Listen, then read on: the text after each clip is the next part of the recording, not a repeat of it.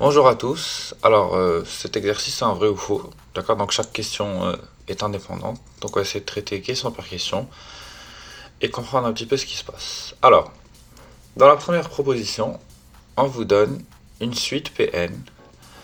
Alors, cette suite, elle vaut n au carré moins 42n plus 4. Très bien. Et l'idée, en fait, c'est de vérifier, en tout cas, si cette suite est décroissante. Alors, on doit vérifier si Pn est décroissante. Petit rappel du cours.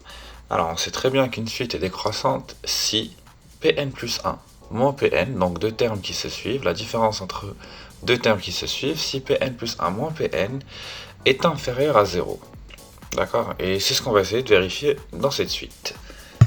Alors, dans un premier temps, on va d'abord écrire Pn plus 1 à partir de Pn. Donc, on remplace tous les n par n plus 1. D'accord? Et on développe. Alors, on constate qu'on a une identité remarquable. Donc, ça fait n au carré plus 2n plus 1. n plus 1 au carré. Moins 42, on le développe. Donc, moins 42n, moins 42 plus 4.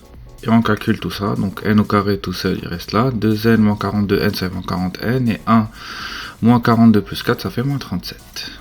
À présent, on va détailler le calcul de Pn plus 1 moins Pn, d'accord? Donc on va remplacer Pn plus 1 par l'expression qu'on vient de trouver, et Pn par l'expression qu'on a déjà. Très bien. Pn plus 1, il vaut n au carré moins 40n moins 37. Le tout moins Pn. Alors on met des parenthèses par précaution, et Pn vaut n au carré moins 42n plus 4. Alors, l'idée maintenant est de développer le moins, le signe moins avant les parenthèses. Donc, on change le signe de ce qui est à l'intérieur des parenthèses. Donc, on aura n au carré moins 40n moins 37, moins n au carré plus 42n moins 4. Et puis, on va simplifier les calculs. Évidemment, n au carré va se simplifier avec moins n au carré. Moins 40n, pardon, plus 42n, ça fait 2n. Et moins 37 moins 4, ça fait moins 42.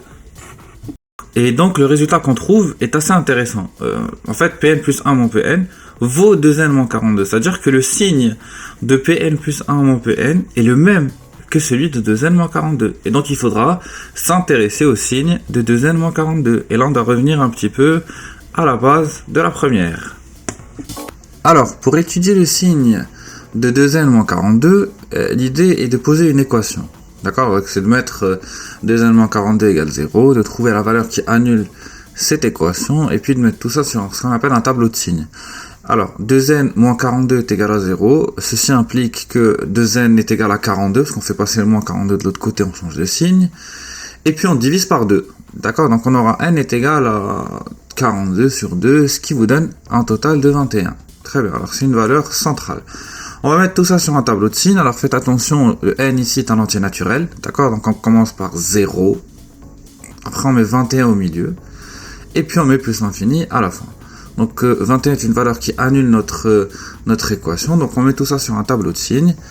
Et la formule qu'on va appliquer, tout simplement, ce qui est multiplié par n, c'est 2 ici, et c'est positif. Du coup, après le 21, après la solution, on va mettre plus, le même signe que A. Et avant, on va mettre moins. Alors quand on revient à la logique de notre exercice, on voit qu'il y a un changement de signe, que parfois c'est négatif et que parfois c'est positif.